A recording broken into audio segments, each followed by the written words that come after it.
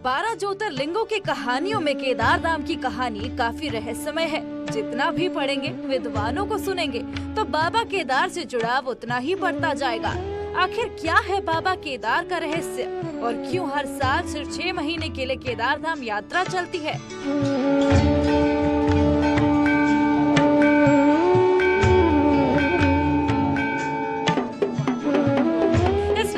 केदार धाम तक पहुंचने के रोमांच की कहानी दिखाने और सुनाने के लिए न्यूज़ 18 की टीम नोएडा से केदारनाथ की यात्रा पर निकल चुकी है।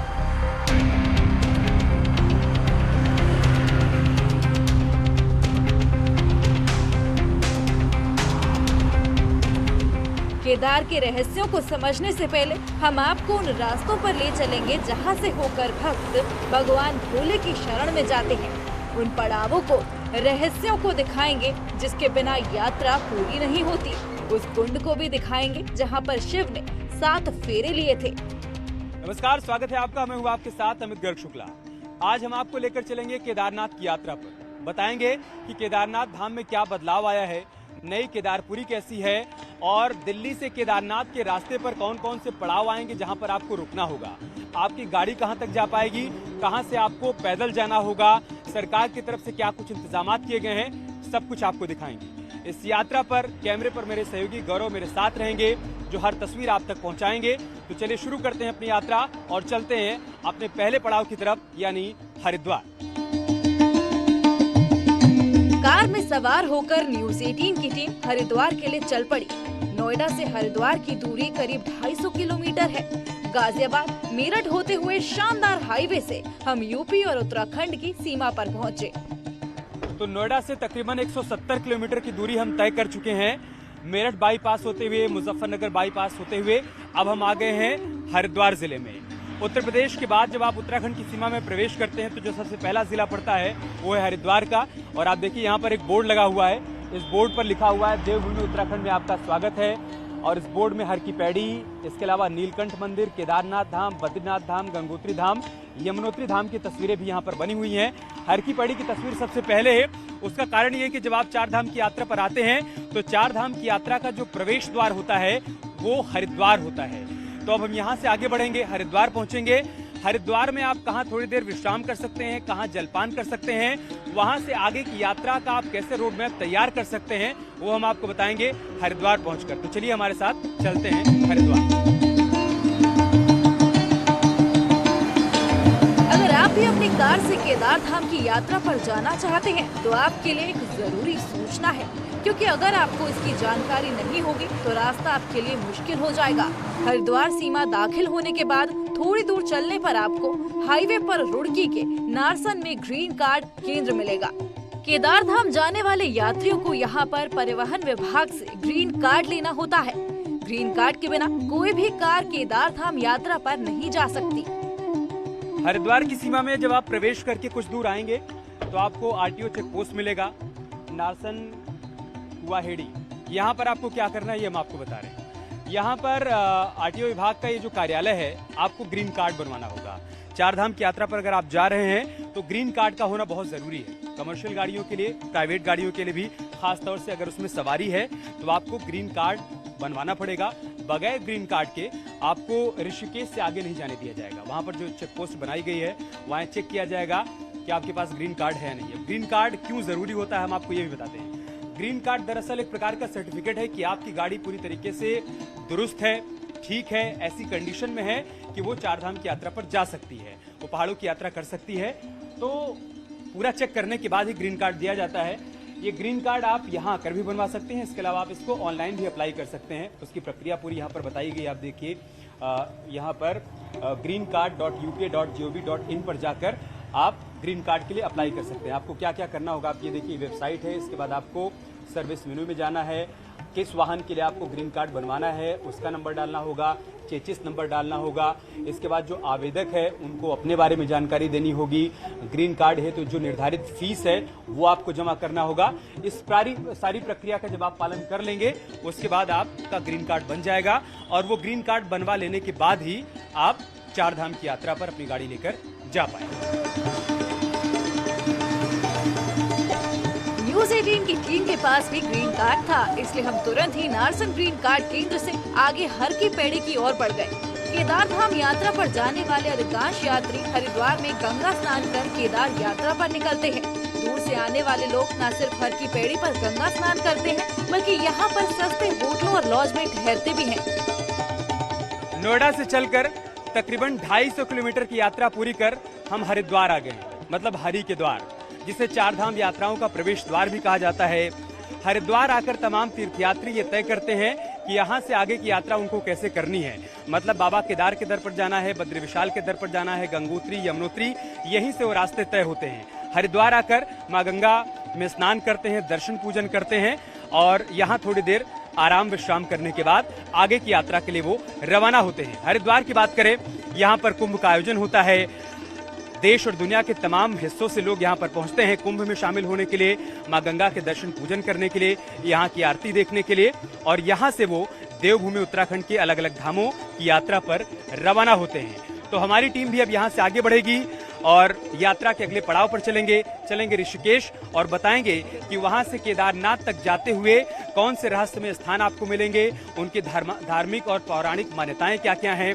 तो आप चलते रहिए न्यूज 18 उत्तर प्रदेश की इस यात्रा के साथ, हम आपको लेकर चलेंगे बाबा केदार के दर।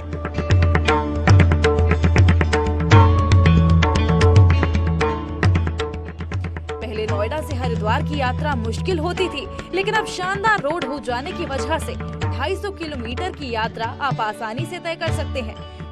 न्यूज 18 की टीम भी बहुत ही आराम से हरिद्वार पहुंची और फिर वहां से ऋषिकेश के लिए निकल पड़ी। हरिद्वार से ऋषिकेश की दूरी करीब 25 किलोमीटर है। ऋषिकेश जाने के रास्ते भी पहले से अच्छे बने हैं।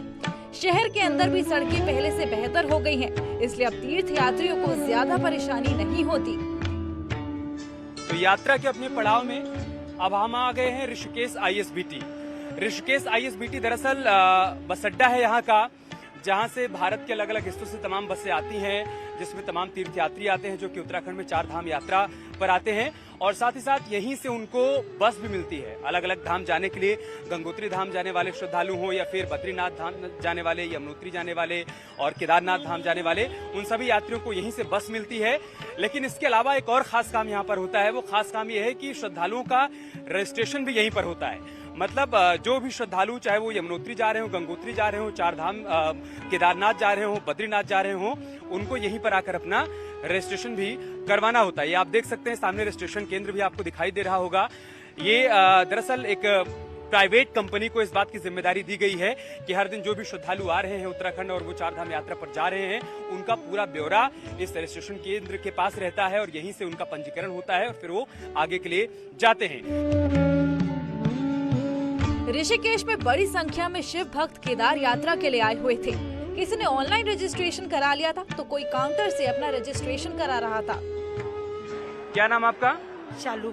शालू जी, कहाँ से आई हैं? दिल्ली से जी। दिल्ली से। हाँ जी। रजिस्ट्रेशन करवाना है अभी आप? हाँ जी, हाँ जी। अच्छा, तो क्या बताया जा रहा है, कब से आप यहाँ पर आई हुई हैं? मैं तो अभी आई हूँ सर। अभी तुरंत ही आई हाँ हैं? जी, हाँ? तुरंत ही आई जी। क्या क्या डॉक्यूमेंट्स मांगा गया आपसे? अभी तो कुछ पता नहीं, मेरे को तो कुछ पता नहीं। अभी कुछ पता हाँ। नहीं। आपका नाम क्या है? शिवम। ये कौन है आपकी? हुआ है। बुआ है। तो बुआ को चार धाम यात्रा पर लेकर आए आप? हाँ, हाँ जी। सबसे पहले कहाँ जा रहे हैं? ये यमुनोत्री। अच्छा, हाँ। तो यमुनोत्री के लिए अभी आप यहाँ पर रजिस्ट्रेशन करवाएंगे अपना? ऑनलाइन भी तो होता है, आपको जानकारी नहीं? ऑनलाइन ही कर रहा हूँ। अच्छा, ऑनलाइन कर रहे हैं? हाँ जी। अच्छा, घर पे तो हुआ नहीं था, अब तो यहाँ तो वो लोग आते हैं जिन्होंने ऑनलाइन नहीं करवाया था। हाँ जी। अच्छा, ऑनलाइन हो नहीं रहा है, कोई दिक्कत आ रही है? सर्वर डाउन था उस टाइम तो जब करने अच्छा लगा। अच्छा, अब चेक कर रहा हूँ। ये ऐप है जहाँ पर रजिस्ट्रेशन हो रहा है, इसका सर्वर डाउन है। अच्छा, आपने किया हुआ था, आपका हो गया था? हाँ, मेरा हो गया। आपका नाम? संदीप सोनोने। संदीप जी, कहाँ से हैं आप? हम महाराष्ट्र से, नासिक जिला। अच्छा, पहली बार आए हैं आप चार धाम पहली बार यात्रा? पहली बार। अच्छा, सबसे पहले कहाँ जा रहे हैं? अभी यमुनोत्री जा रहे हैं। अच्छा, दर्शकों को समझने के लिए हमने रजिस्ट्रेशन सेंटर के अंदर जाकर कर्मचारियों से बात की। वहाँ मौजूद एक महिला ने हमें बताया कि किस तरह की जानकारी रखी जाती है और जब जरूरत होती है तो भक्तों के परिवार से कैसे संपर्क किया जाता है। कैसे रजिस्ट्रेशन की प्रक्रिया क्या है, कैसे होता है रजिस्ट्रेशन? सर, इसमें सबसे पहले नाम आएगा, उसके बाद उनके एज वगैरह, फीमेल वगैरह, बाकी उनका एड्रेस है, नया है जो कि लास्ट टाइम ये नहीं था, और इसमें इनका ये सिटी वगैरह, डिस्ट्रिक्ट वगैरह आ जाएंगी। उसके बाद सर इसमें अपनी उनकी पर्सनल कांटेक्ट जो घर पे हैं व्यक्ति, क्योंकि ये लोग तो चले जाते हैं सर, तो फिर अगर बाई चांस कुछ होता है तो इमरजेंसी नंबर। उसके बाद सर ये किस वाहन से जा रहे हैं, जैसे बाय कार, बाय टैक्सी या बाय बस, वो डिटेल। उसके बाद सर फोटो है एंड बाकी ये हमारा QR कोड है। डॉक्यूमेंट्स क्या क्या ले रहे हैं आप लोग? सर ID प्रूफ कुछ भी चाहिए, लेकिन मेनली अगर आधार कार्ड होता है तो ज्यादा अच्छा रहता है, क्योंकि उसमें फुल डिटेल होती है। ये क्या है? ये QR कोड है, इसमें हम जो डाटा फिल करते हैं वो सेव होता है, ये वहाँ जाके स्कैन होता है ये आप काम में। उनको भी देंगे? जी सर। अच्छा, हाँ जी, ये लेकर वो आगे जाएंगे। आगे जाएंगे। जिन यात्रियों का रजिस्ट्रेशन हो गया था वो ऋषिकेश के इस बस डिपो की बस में सवार होकर चार धाम की यात्रा पर जा रहे थे, तो कुछ बसों में बैठे हुए मिले। कई राज्यों से आए श्रद्धालु में इस यात्रा को लेकर काफी उत्साह भी दिखाई दे रहा था।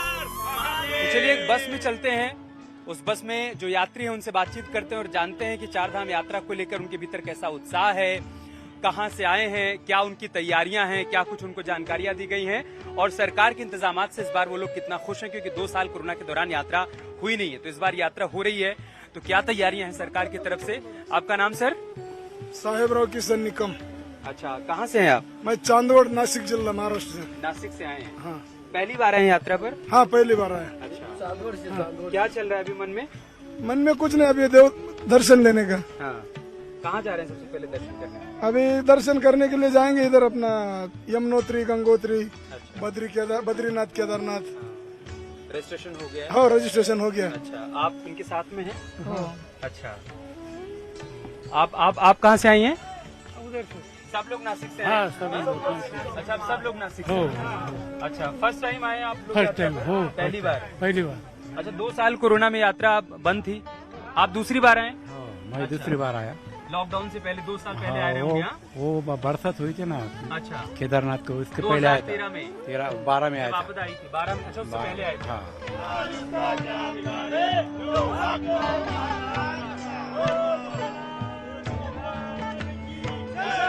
ऋषिकेश में धीरे धीरे बाबा केदार के भक्तों की भीड़ बढ़ती जा रही है। जब हम ऋषिकेश में थे तो सैकड़ों लोग बस स्टेशन पर मौजूद थे।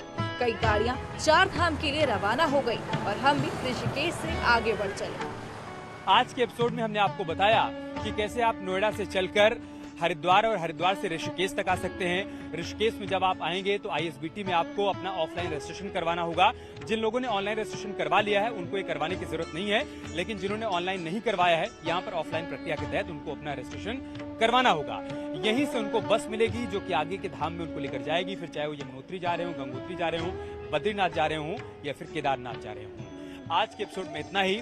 कल के एपिसोड में हम आपको बताएंगे कि जब आप ऋषिकेश से आगे बढ़ेंगे तो यात्रा पड़ाव पर कहां कहां आपको रुकना है, क्या सुविधाएं आपको मिलने वाली हैं, सरकार की तरफ से क्या कुछ इंतजाम किए गए हैं और साथ ही साथ क्या कुछ पौराणिक और धार्मिक मान्यताएं हैं यात्रा पड़ाव में पड़ने वाले तमाम धार्मिक स्थलों की, वो भी हम आपको बताएंगे। तब तक के लिए कैमरामैन गौरव के साथ मुझे दीजिए इजाजत। नमस्कार।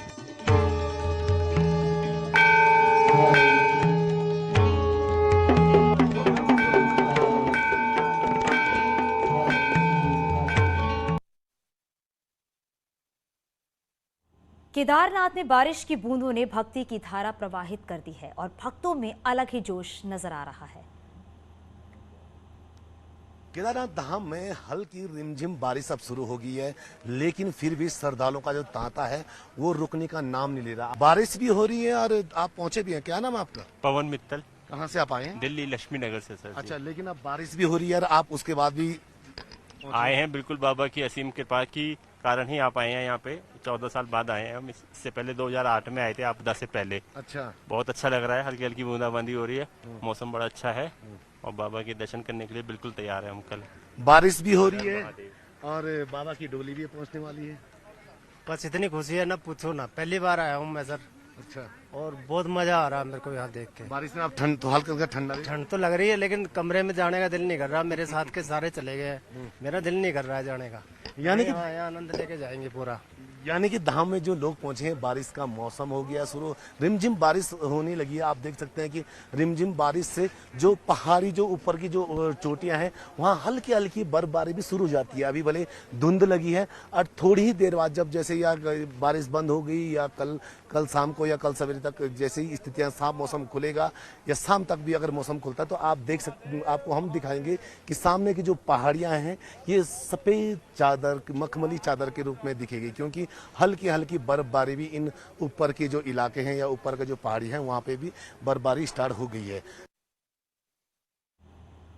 केदारनाथ की महिमा और विधान को लेकर हमारे सहयोगी सत्येंद्र बर्तवाल ने रावल भीमशंकर लिंग जी से बात की।